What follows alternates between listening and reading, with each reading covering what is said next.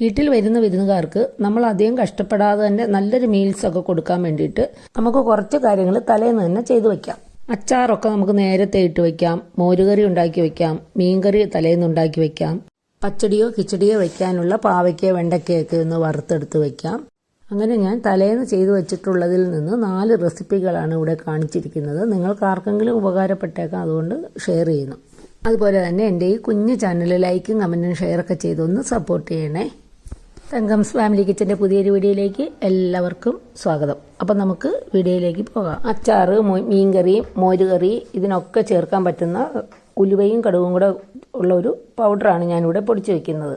അതിപ്പം ഞാൻ എപ്പോഴും സ്ഥിരമായിട്ട് വെക്കുന്നതാണ്, തീർന്നു പോയതുകൊണ്ടാണ് ഇപ്പോൾ പൊടിക്കുന്നത്. അപ്പോൾ 2 ഒരേ അളവിൽ വേണം എടുക്കാൻ. അപ്പോൾ ആദ്യം ഉലുവയൊന്ന് വറുത്ത് ചുമന്ന് വരും, ഒന്ന് ചെറുതായിട്ടൊന്ന് ചുമന്ന് വരുമ്പോൾ കടുകും കൂടെ ചേർക്കുക. കടുക് പെട്ടെന്ന് പിന്നെ വറുത്ത് എടുക്കാൻ പറ്റും. അപ്പോൾ 2 ഒരുമിച്ച് വറുക്കരുത്. കടുക് ആദ്യം പൊട്ടും, ഉലുവ ചുമക്കില്ല. അപ്പോൾ ഇത് 2 ഒന്ന് മൂത്ത് വന്നിട്ടുണ്ട്. ഇനി ഇത് നമുക്ക് തണുത്തിട്ട് വേണം പൊടിച്ചെടുക്കാൻ. കടുകെല്ലാം തുരുതുരാ പൊട്ടി വരുമ്പോൾ നമ്മളത് പിന്നെ തണുക്കാൻ വെച്ചിട്ട് ഇതുപോലെ പൗഡറാക്കി വെക്കുക. ഇതൊരു ടിന്നിനകത്ത് ഇട്ട് വെച്ചിരുന്നാൽ മതി. നമുക്ക് ഏത് അച്ചാറും ഉണ്ടാക്കാനും മീൻകറിക്കും ഒക്കെ കുറേശ്ശെ ചേർത്താൽ നല്ല ടേസ്റ്റ് ആയിരിക്കും. കടുകും ഉലുവയും വറുത്ത അതേ പാത്രത്തിൽ ഞാൻ കുറച്ച് വറ്റൽമുളകാണ് വറുക്കുന്നത്. ഇത് കുറച്ച് ഇഞ്ചിക്കറി ഉണ്ടാക്കാൻ വേണ്ടിയിട്ടാണ് വറുത്തെടുക്കുന്നത്. ഇത് കഷ്ണങ്ങളാക്കി വറുക്കുകയാണെങ്കിൽ ഇതിൽ നിന്നുള്ള കുരു വേർതിരിച്ചെടുത്ത് മാറ്റാൻ പറ്റും.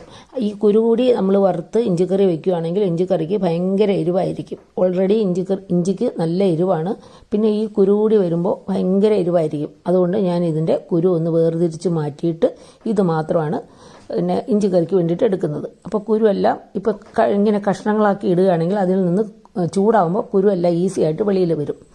അപ്പോൾ കുരു മാറ്റി വെച്ചിട്ട് ബാക്കി ഒരല്പം വെളിച്ചെണ്ണ ഒഴിച്ചിട്ട് ഇതൊന്ന് വറുത്തെടുക്കുക. ഇതിനി കുറച്ച് കറിവേപ്പിലയും കൂടെ ചേർത്തിട്ട് വറുത്തിട്ട് ഒന്ന് മാറ്റി വയ്ക്കുന്നുണ്ട്. അതിനുശേഷം അതിലേക്ക് കുറച്ച് എണ്ണ കൂടി ഒഴിച്ചിട്ട് ഞാൻ കുറച്ച് ഇഞ്ചി കൂടി വറുത്ത് മാറ്റുന്നുണ്ട്. ഇഞ്ചി ഓൾറെഡി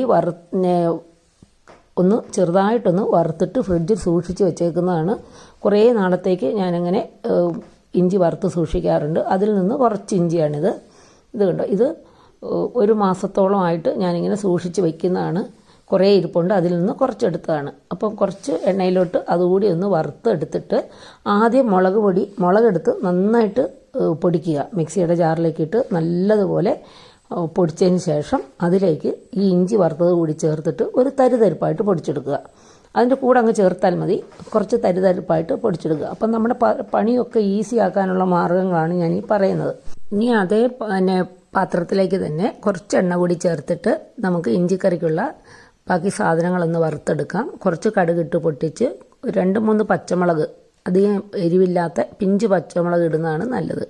അതുകൂടി ഒന്ന് വറുത്ത് 2 വറ്റൽമുളകും കുറച്ച് കറിവേപ്പിലയും ചേർത്ത് ഒന്ന് വറുത്തതിന് ശേഷം അതിലേക്ക് ഒരു ചെറുനാരങ്ങ വലുപ്പത്തിലുള്ള വാളൻപുളി പിഴിഞ്ഞെടുത്ത് വെച്ചതാണ്, അതുകൂടി ചേർത്ത് നല്ലപോലെ തിളപ്പിക്കുക. കുറച്ച് ഉപ്പും മഞ്ഞൾ പൊടിയും ചേർക്കുക. നന്നായിട്ട് കുറച്ച് സമയം തിളച്ചതിന് ശേഷം നമുക്ക് പിന്നെ പൊടിക്കാൻ മാറ്റി വെച്ചതെടുത്ത് പൊടിച്ച് അതുകൂടി ചേർക്കുക. നമ്മുടെ ഇഞ്ചിയും വറ്റൽമുളകെല്ലാം പൊടിച്ചത് കൂടി ചേർത്ത് എല്ലാം കൂടി ഇളക്കി യോജിപ്പിച്ചതിന് ശേഷം നല്ലപോലെ തിളച്ച് വന്നതിന് ശേഷം മാത്രം അതിലേക്ക് കുറച്ച് ശർക്കര ചേർക്കുന്നുണ്ട് മധുരത്തിനായിട്ട്. അപ്പോൾ ശർക്കരയും കൂടെ ചേർത്ത് കഴിഞ്ഞ് അതിൻ്റെ എണ്ണയൊക്കെ ഒന്ന് തെളിഞ്ഞ് വരുമ്പോൾ നമ്മൾ ആദ്യം വറുത്ത് വെച്ച ഉലുവയും കടുകും പൊടിയുണ്ടല്ലോ അത് ചേർക്കുന്നുണ്ട്. കുറച്ച് കായവും കൂടെ ചേർത്ത് ഇനി അതിലേക്ക് ആവശ്യമായ ഉപ്പൊക്കെ ഉണ്ടോയെന്ന് നോക്കുക. അതെല്ലാം കൂടി ഒന്ന് ചേർത്ത് എല്ലാം കൂടെ നന്നായിട്ടൊന്ന് തിളച്ച് കഴിയുമ്പോൾ സ്റ്റൗ ഓഫ് ആക്കുക. കണ്ടോ, ഇത് നമ്മുടെ ഇഞ്ചി കറിക്ക് ഇപ്പം ഇത്രയും ലൂസായിട്ടാണ് ഇരിക്കുന്നത്. ഇത് കുറച്ച് തണുത്ത് കഴിയുമ്പോൾ ഒന്നുകൂടി നന്നായിട്ട് കുറുകി കിട്ടും. അപ്പോൾ ഇനി അത് കഴിഞ്ഞ് ഇനി അടുത്തൊരു അച്ചാർ ഉണ്ടാക്കാൻ പോവുകയാണ്. അപ്പോൾ ഇഞ്ചിക്കറി ഉണ്ടാക്കി, ഇനി അടുത്തത് ഒരു നാരങ്ങയും ഡേറ്റ്സും കൂടെ ഉള്ളൊരു അച്ചാർ. അപ്പോൾ അതിനായിട്ട് എണ്ണ ഒഴിച്ച് ചൂടാക്കി അതിലേക്ക് കുറച്ച് ഇഞ്ചി അരിഞ്ഞത് ചേർത്ത്, കുറച്ച് വെളുത്തുള്ളി അരിഞ്ഞ് ചേർത്ത്, ഒരു 3-4 പച്ചമുളകും അരിഞ്ഞ് ചേർത്തിട്ടുണ്ട്. ഇത് അരിയുന്നതെല്ലാം ചെറുതായിട്ട് ചേർക്കണം. കുറച്ച് കറിവേപ്പില കൂടി ചേർത്തിട്ടുണ്ട്.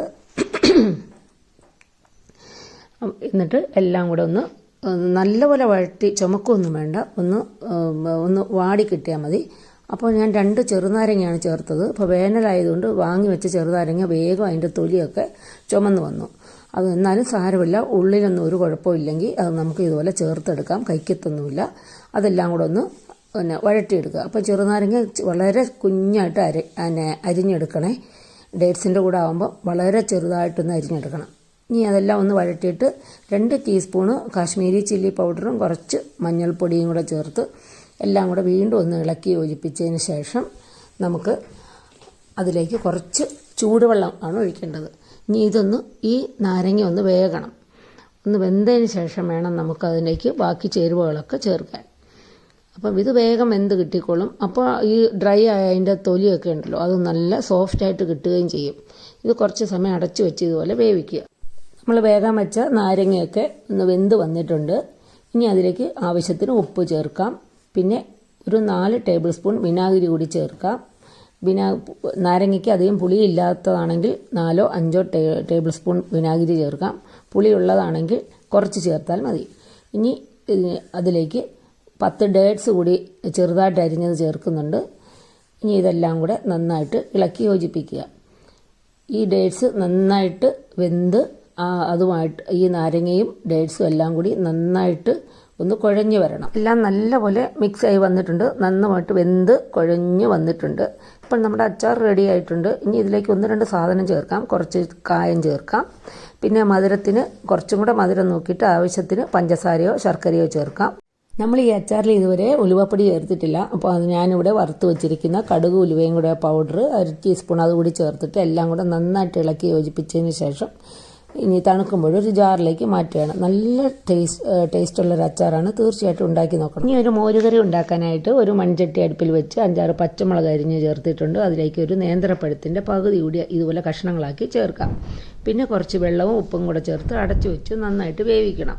അപ്പോൾ നേന്ത്രപ്പഴം നല്ലതുപോലെ പഴുത്തത് വേണമെങ്കിലും പഴുക്കാത്തതും ഒക്കെ ഉപയോഗിക്കാം. നേന്ത്രപ്പഴത്തിന് പകരം പൈനാപ്പിൾ കഷ്ണങ്ങൾ ഉപയോഗിക്കാം.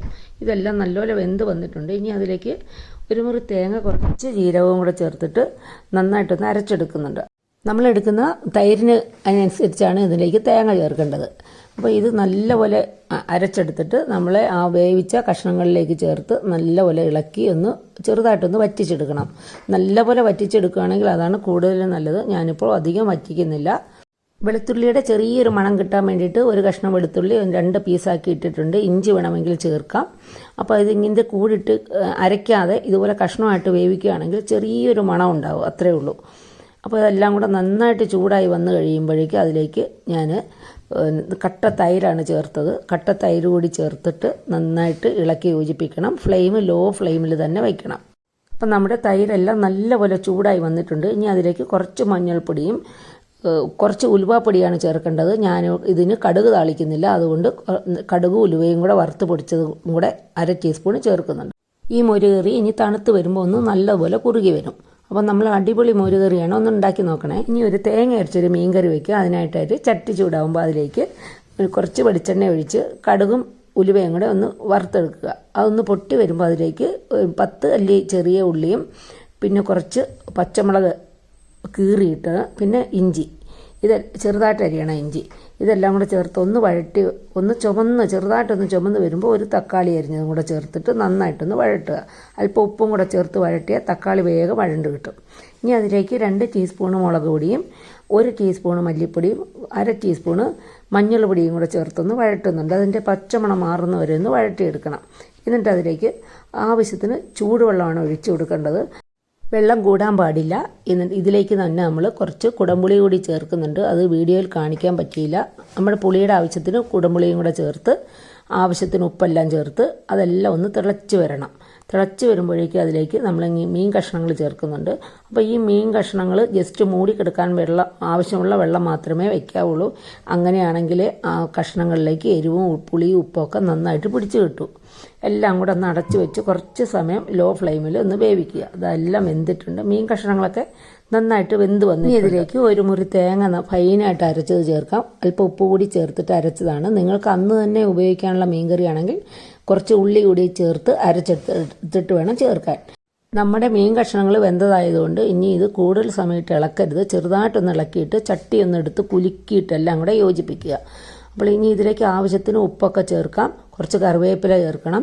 പിന്നെ നമ്മൾ വറുത്ത് പൊടിച്ച് വെച്ചിരിക്കുന്ന ആ കടുക് ഉലുവ പൗഡർ ഉണ്ടല്ലോ അതുകൂടി 1 ടീസ്പൂൺ ചേർക്കുന്നുണ്ട്. എല്ലാം കൂടെ ചേർത്ത് ലോ ഫ്ലെയിമിൽ കുറച്ച് സമയം എണ്ണ തെളിയുന്നവരെ ഒന്ന് അടച്ചു വെച്ച് വേവിക്കണം. അപ്പോൾ ഇതെല്ലാം മീൻകറി നല്ല സൂപ്പറായിരുന്നു എന്ന് എല്ലാവരും അഭിപ്രായം പറഞ്ഞൊരു മീൻകറിയാണ്. തീർച്ചയായിട്ടും ഒന്ന് ഉണ്ടാക്കി നോക്കണം. നല്ല ടേസ്റ്റായിരുന്നു. അപ്പോൾ ഇതിനി കടുകൊന്നും താളിക്കണ്ട, ഇങ്ങനെ തന്നെ വെച്ചാൽ മതി. ഇതിനി നാളെ രാവിലെ ഞാൻ എടുത്ത് ഒന്നുകൂടി ഒന്ന് തിളപ്പിച്ചെടുക്കുന്നുണ്ട്. അതിനുശേഷം ഉച്ചയ്ക്ക് നമ്മൾ സെർവ് ചെയ്തു. അപ്പോൾ നമ്മുടെ മീൻകറി റെഡിയായി, മോരുകറി റെഡിയായി, 2 അച്ചാർ റെഡി ആയിട്ടുണ്ട്. ഗസ്റ്റൊക്കെ വരുമ്പോൾ നമുക്ക് ഇതുപോലെ ഒന്ന് തലേന്ന് ചെയ്ത് വയ്ക്കുകയാണെങ്കിൽ അടുത്ത ദിവസം കുറച്ച് പണിയേ കാണത്തുള്ളൂ. നമുക്ക് അവരുടെ കൂടെ ഷെയർ ചെയ്യാൻ കൂടുതൽ ടൈം കിട്ടുകയും ചെയ്യും. അപ്പോൾ തീർച്ചയായിട്ടും നിങ്ങൾക്ക് ആർക്കെങ്കിലുമൊക്കെ ഇത് ഉപകാരമായിരിക്കുമെന്ന് തോന്നുന്നു. അപ്പോൾ മറ്റൊരു റെസിപ്പിയുമായി വരുന്നവരെ stay healthy and happy. Thank you.